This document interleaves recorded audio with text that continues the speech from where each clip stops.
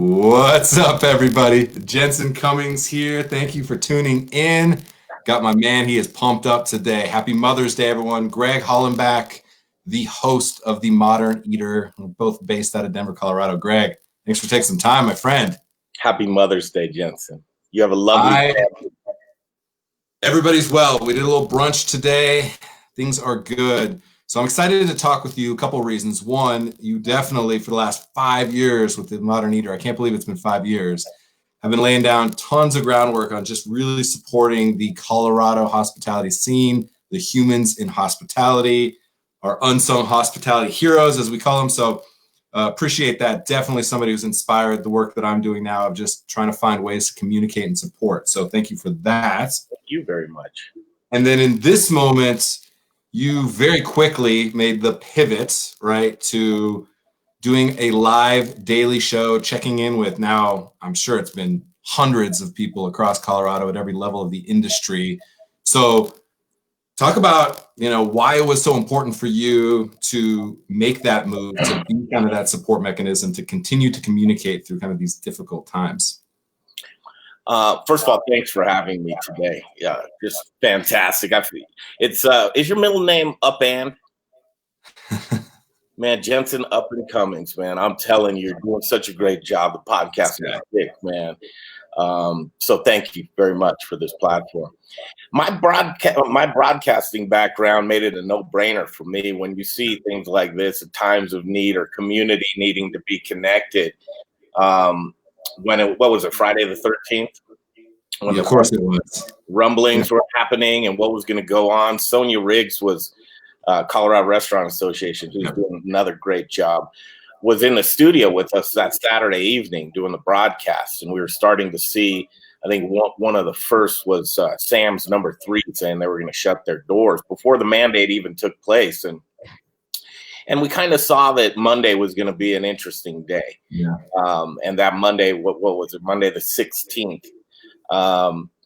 It was a no-brainer to me. I just said, we've got the facility, we have the mechanisms. Let's turn the lights on and keep going until we felt that there was a time to back off, and we haven't felt that yet. Yeah, I hear that. And for you, it had to be interesting because it was so automatic for you, and for you it was the right move, and it was a seamless move. Very much it felt like that. At the same time, your show is all about bringing people into your space, right? Studio Kitchen, you'll have 30, 35 people there, and it's almost like a variety show. There's different corners, and Richard's over here, and Brian's over here, and Jay's behind the camera, and there's a lot of moving parts to that. And you went to very simple, and understanding, keeping people separate, so you have guests that are at different parts. And was that a challenge for you in the way that you just like having people around in your little home there?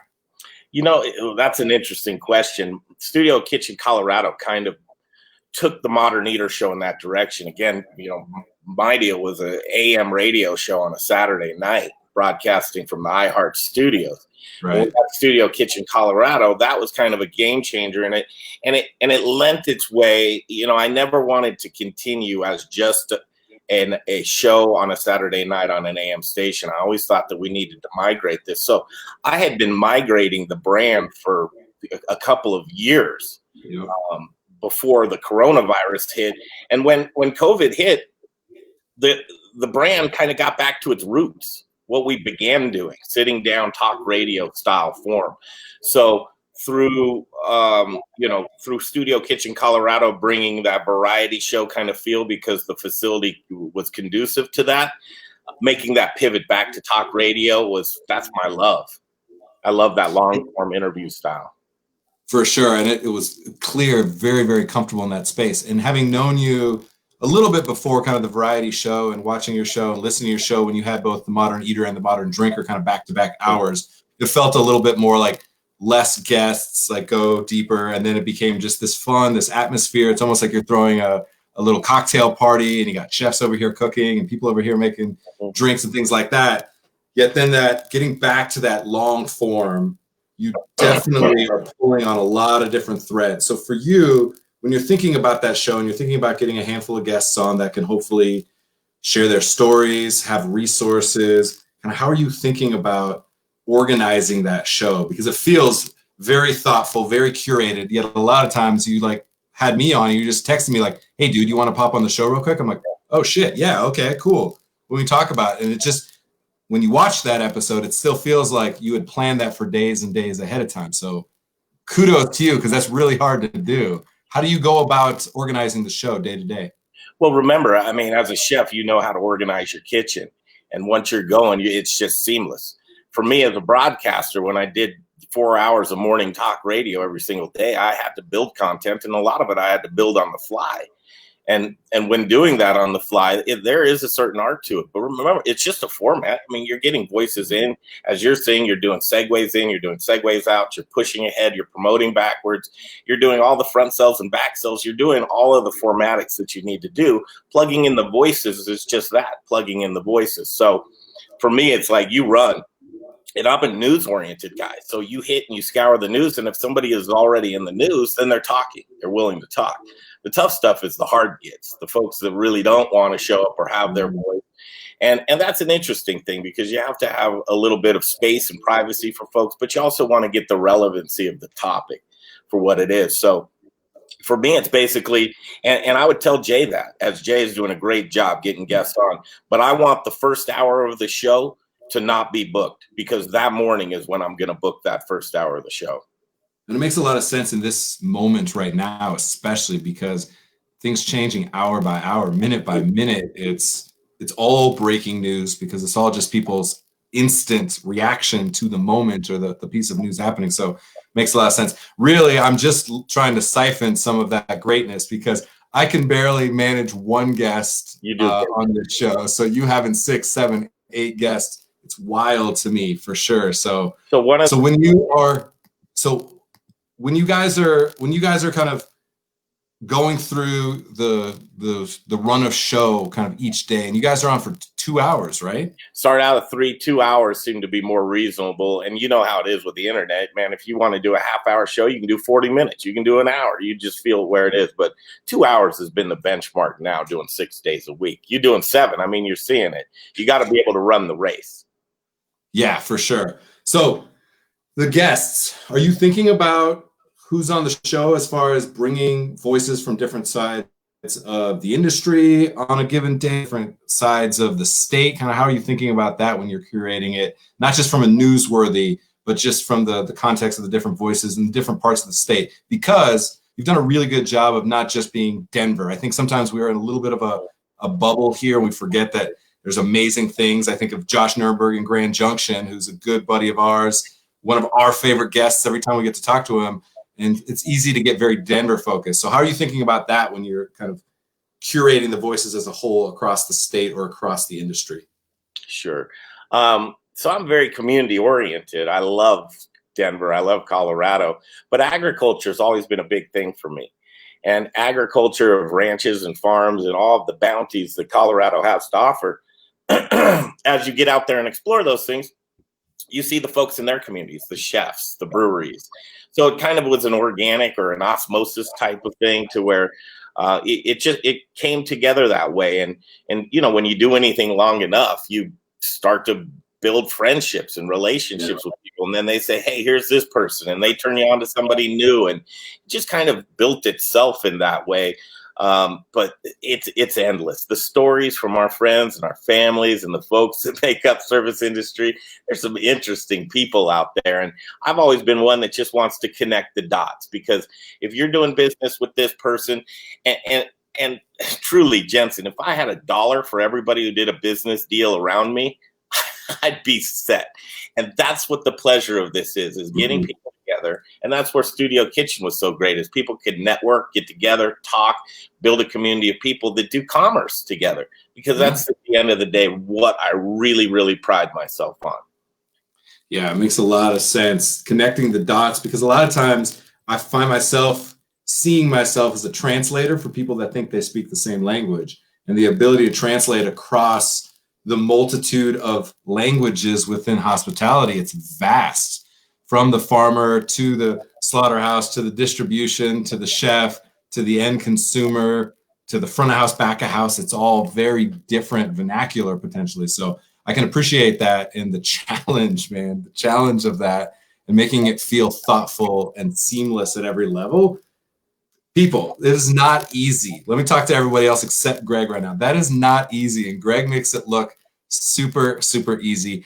And you're gracious. Like, where does that come from? Because you're always pulling at these threads. Lots of people will tell you a gluttony of information. You have to like, whoa, slow down and focus them. Or other people, it's like you're pulling hairs with them. But it always feels like you get to the core of their story. Do you feel like you know part of what that is and you're trying to get there? Or are you really doing that reactionary on the fly, just a sense, a feel? You know what, man? I have very few gifts. I promise you, I can't build anything. My hands are soft as butter. Just you wouldn't think I've worked a day in my life. I'll go to a Home Depot. I'll go to any place, and I'll just start talking to a person. And before you know it, they're telling me about their family and they're things that you would never think that they'd share with you, right? So, with that, I feel it's an obligation, and I really don't think I'm an interesting person. It's never been about me. I'm a traffic. If you put Howard Stern alone in a room and made him talk for 3 hours, he wouldn't be the most, but he has an ability to put people interesting around him and make it an interesting conversation. I feel I have that talent, that I can put interesting people around me and get the best out of them. I've never been a vote for me kind of guy. I've never been a let me take a bow. I've never wanted to be in the forefront of anything. And I'm relatively shy, actually.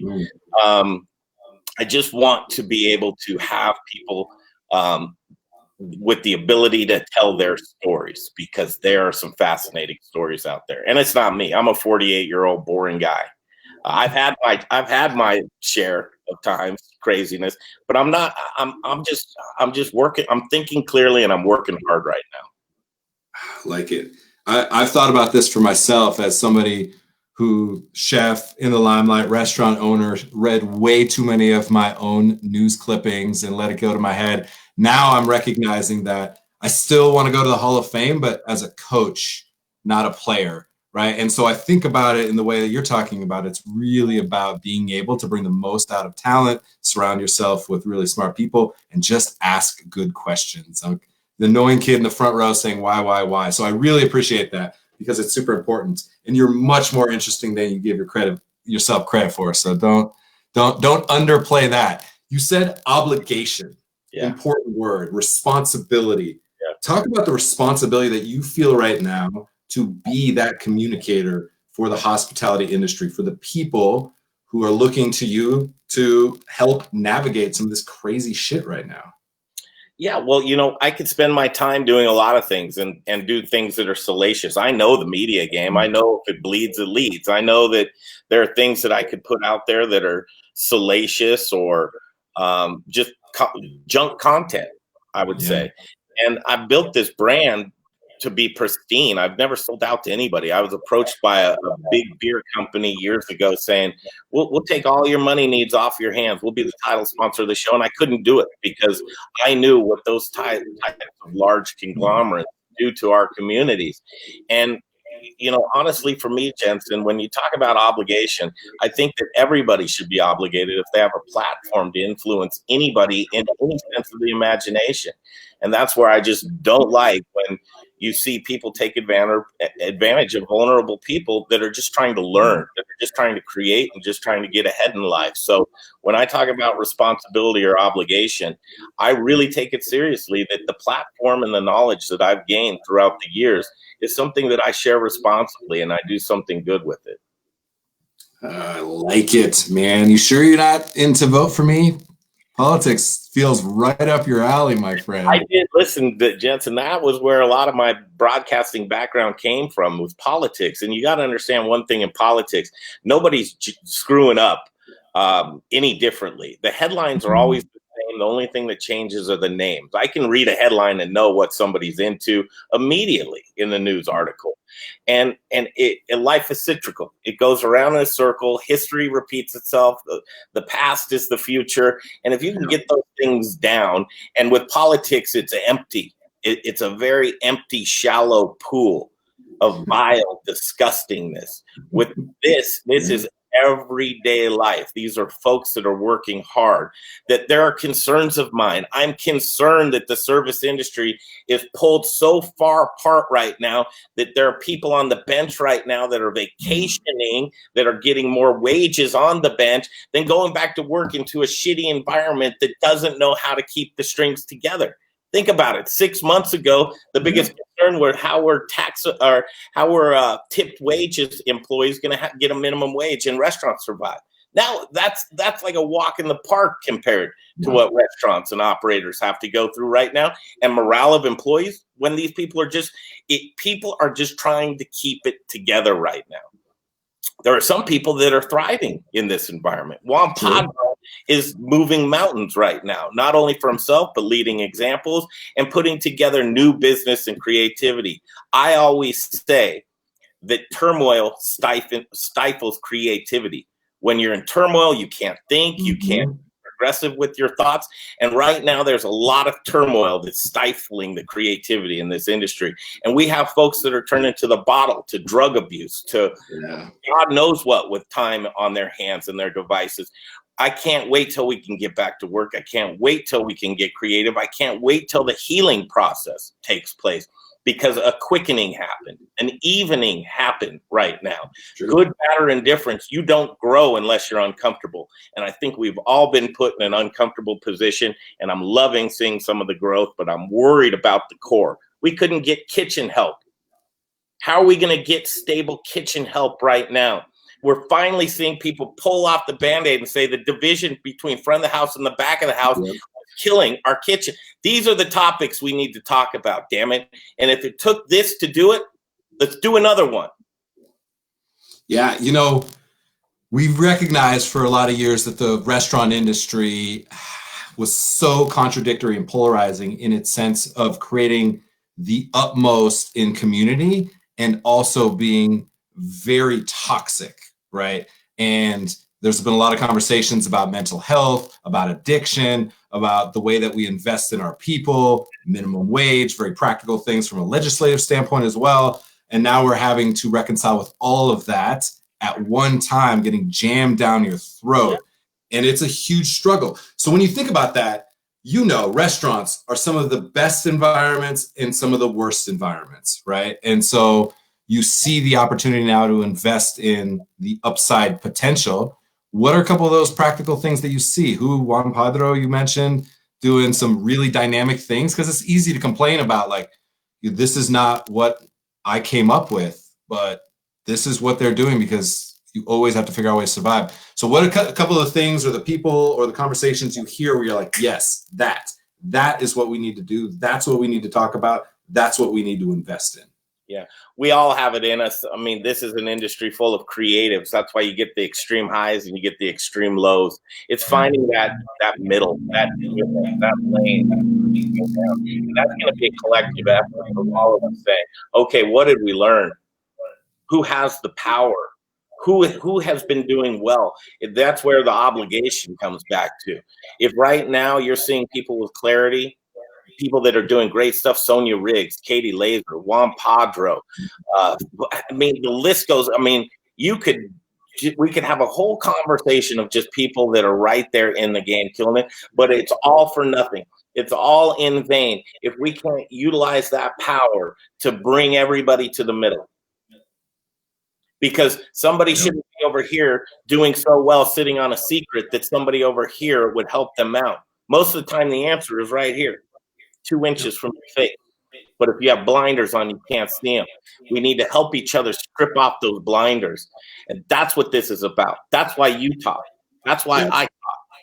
That's why others have podcasts. And that's why others with a voice. There's a commitment. Mark Antonation, there's a commitment. Denise Mickelson, there's a commitment. Jensen Cummings, there's a commitment.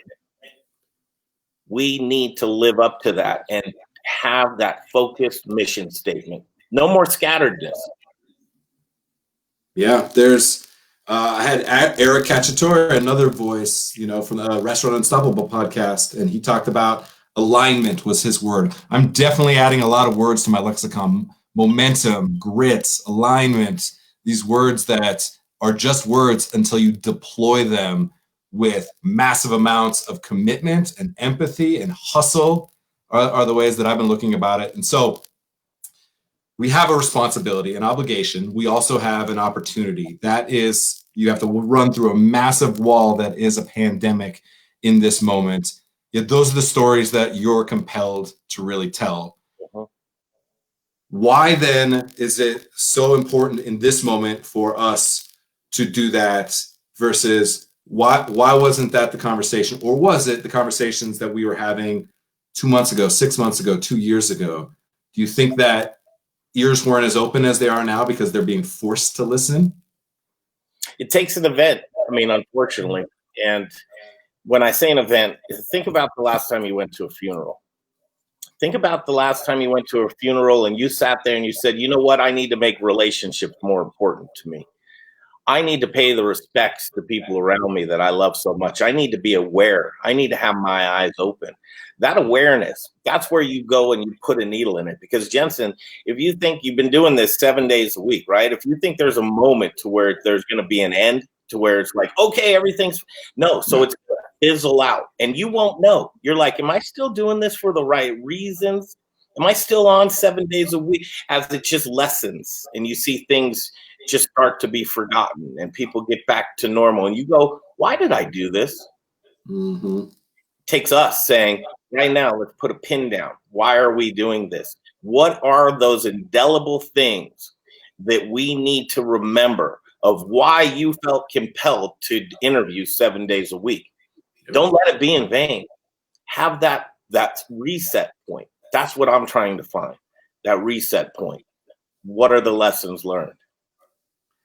Yeah, two things that you just said that were really compelling to me. One is the why. The whole thesis of the show, the reason that I started it was to value and focus on why and who before what and how. It's very like Nietzsche meets Simon Sinek, and then I try to channel Danny Meyer meets Anthony Bourdain. Like, I'm a fucking pirate, but I'm trying to be a 51%er at the same time. Like, all of these different dynamics are at play, contradictory yet compelling to me. So I'm very fascinated in that because I think it's important because we get so chummed up in the minutia of what we do and how we do it. And we never have enough time to actually invest in the things that we know are important, yet we're just in survival mode. The mindset is like a scarcity mindset versus an abundance mindset. To your point, we're kind of all trying to like fight for this tiny little piece of scrap when we could have the whole pie, all of the pies. We are the ones who create the fucking pies. Like, you got to start thinking bigger. And so I appreciate that a lot. The second thing is I've been very interested in the full episodes of my podcast are all about, let's talk about making pozole with your grandmother. Like, I don't really care what's on your menu now, unless it's something that is so deep in you that your family's been using this curry recipe for 300 years. That's what's important to me, right? So I'm very interested when that moment is, because I keep being like, are people ready to have a conversation about pozole and grandma? Or do we still have to talk about COVID? I think we still have to talk about COVID for sure at this moment. But are you kind of looking out for that moment where you get to invite people back into your home, back into Studio Kitchen? Well, that moment's already happening. So as somebody who has been in this business, and like I said, the past will dictate the future. You know that there will be an end to this, right? It's and the awareness through the migration to the end.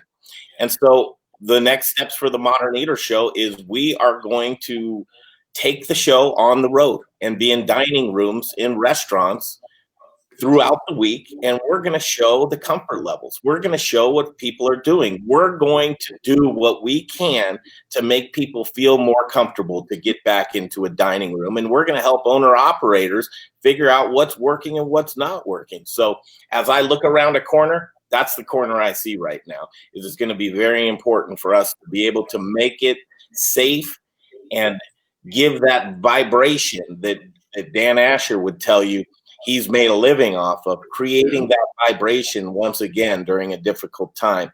And I think that that's what's going to be interesting in the next chapter of this. So I'm very fascinated. Yes, love, cosign, hashtag something inspiring. So when you think of that and it's in you, it's clear. When you think of, I got to get the fuck out of here and go see my people. I need to go out and be immersed in the community. Where do you want to go? Where's the first place I got to go? I have to go there now, right now. Like, where is the first couple places that you think of when you're compelled to be drawn in that direction? That's a very interesting question. And that's probably the $1 million question right now. There are a lot of people I respect as owner operators in there. And there are also people who have supported me throughout the years. I'll tell you a quick story real quick. The restaurants, I've never really felt that the Modern Eater show has had value for on a sponsorship level. And remember, my game is sponsors. I've constantly tried to up the value of the Modern Eater to serve my sponsors. Make no mistake, I'm here to serve people. My sponsors, restaurants, I've been good with products, but restaurants, I can't mobilize and put 100 people in a restaurant. I just can't. I don't have that type of power. What I can provide restaurants is support and networking, to give them good products, to put good people around them, to recommend when I can for them. One of the people is Mark Whistler at the Goods Restaurant on Colfax. This guy is service industry all over him. And sometimes I wonder why he's in the game. He had an illustrious financial career that he could have continued on with. And something compelled him to be in the service industry. And thank God that he did. He's a smart man. He's a man that struggled a lot at that location on Colfax, New York, across from East High School, which I went to, by the way. You went to East High School? Yeah, I went to East Emmanuel. Oh. Went to East Emmanuel. I went with Stevie Johnson, who was a boxer. I don't know if you remember Stevie, and Michael Hancock. I went to school with the mayor at Emmanuel. Mark Whistler is one of those guys to where if there's a time when the doors are reopened, I want to be there standing next to him in unity and in solidarity. And he's just the first of many that I want to do that to. But I'm hitting the neighborhoods. I'm coming to your local restaurant. I'm going to sit down in your dining rooms. I'm going to feature you. I'm going to highlight you. And I'm not going to ask for $1 for it. That's it, man. And it's so important, right? It's so important to show people the roadmap, and I know that you are a very thoughtful guy. You're going to be respectful of people's time, their space, their passions, their fears, all of it, like, is going to be a part of that. And so I'm excited, man. I'm excited to see you go out and do that, because you're an energy guy, man. You are on. When you're on, you're on. But when I see you go on the road, or when I see you, in the back of the truck outside of a farm stand, like on the way to, Grand Junction, and you're on the streets, your energy is at a different level. You level up for sure, because that's where you're meant to be. So I'm excited for that, because to your point that you made, you were doing 4 hours of morning, your voice is always on. You know how to control the energy of your voice. But your face, when you get out there, I tell a difference, man. So I'm excited for that personally, and for you, because I know you are too, man. I can just see right now, the smile on your face is like, I'm fucking pumped to get out there and like talk to my people and support them in the way that you're like meant to really support them. That's what we can do. And you're going to do it. We're all going to do it. And that's where we align ourselves in our mission statements. It's like, man, I'd love to have a separate conversation with you on how I can do whatever I can to help support Best Served. What you're doing, man, I'm telling you. And if we align and we get all of these brains together and we have that one mission statement of let's get that vibration going back into dining rooms, and let's do it safely, and let's get our people together, and let's put that smile on all of our faces and get creative again. Let's make some money. Let's get back in that groove, and let's start building again. That collectively, man, we can do it. We can. I know we can. 100%. That's why we're talking. People, you heard it. We are holding ourselves accountable. We do that in a very different way than most people. We do it live and stream it to thousands of people, because we're a little bit crazy and we love to communicate and share. So it's going to be important. This is what's needed across the industry. It's one of the things that I talk about again and again. Like, if you are a local restaurant in a neighborhood and you're feeling like DoorDash is gouging you, and the challenges that you have with X, Y, Z, A, B, C, and beyond, there's too many to list off. you need to band together. Do not fight over that little piece of pie that you think is the pie. The pie is fucking exponential. It is so much more than restaurants give themselves credit for. And so I really want to see restaurants start to empower themselves in a completely different way. And to your point, it's going to be taking care of your neighbors and thinking outside of your four walls. So I'm excited. I'm pumped up. You know that anytime you need anything from me, anybody in this community does, I am there. I know the same of you. So I appreciate that. Any last thoughts before we get to a couple of your playlist items? Last thoughts. I mean, listen, thanks for the platform. If you enjoy Jensen's show, I think you might enjoy mine. You have a great contingency. I love what you're doing with folks that really wouldn't have a voice. It's one thing to get the folks that are out there that are talking all of the time. Sure. But what really strikes me is that you get into the heart, the belly of what people are doing. I personally have so much respect for that, because you're not doing it for how many clicks you want to tell that story, man. And it's so apparent. And I just think the world of you and what you're doing. And just that, for me, a lot of times I'll turn down an interview because what do I have to say, man? I'm on the other side of this. That's what I do. But I felt it was important to take this one on today. Yeah, I think it means a lot. When I look at this is 70 episodes. It's crazy. And you've talked to several hundred people throughout this.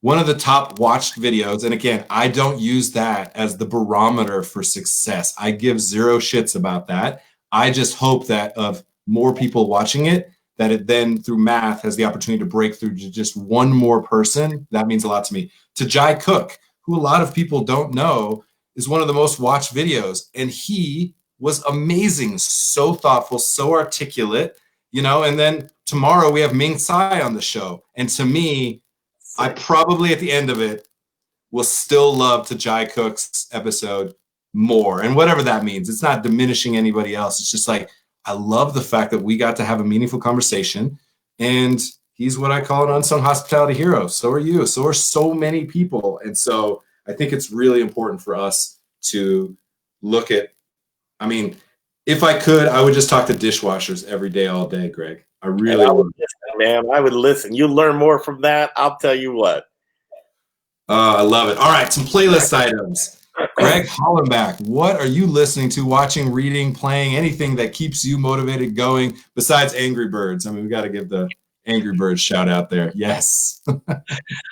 Man, listen, I am so boring. I listen to marketing podcasts. So there's a guy named Bob Pittman. He's the CEO of iHeartRadio. Intelligent guy. He started MTV back in its glory days. I look for folks that build media type of things. His podcast is very interesting. It's called, what the hell is it called? Bob Pittman's podcast is called Math and Magic. So it's putting magic together with math. So the very straightforward logical thought process with the creativity. How do you put those together and make magic? That's the type of stuff I really, really find fascinating. And then remember, I was one of those guys who was an old school radio listener. I would sit as a little kid with a transistor radio under my pillow at night so I wouldn't wake anybody up and listen to overnight radio, man, and local stuff.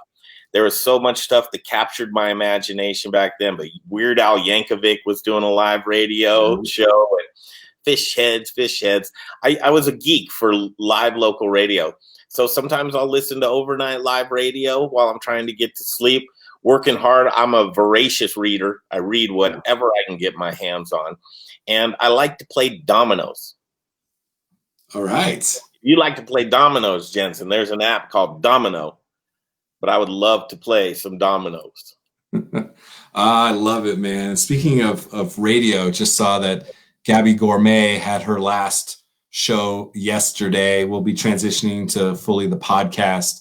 And so, speaking of another radio icon there for sure. It's really great. And I'm with you, man. I don't even listen to music when I go to the gym, when I used to go to the gym anymore. I would listen to Tim Ferriss podcast or Gary V if I just wanted somebody to yell at me for a while. It's so funny how now I'm listening to marketing podcasts or restaurant podcasts, your show, while I'm working out, because all of a sudden words and people's voices and stories are more motivating than a heavy beat, which is super interesting. So I am with you 100%. Greg Hollenback, my friend, Thank you so much for the time. Thank you to your mother.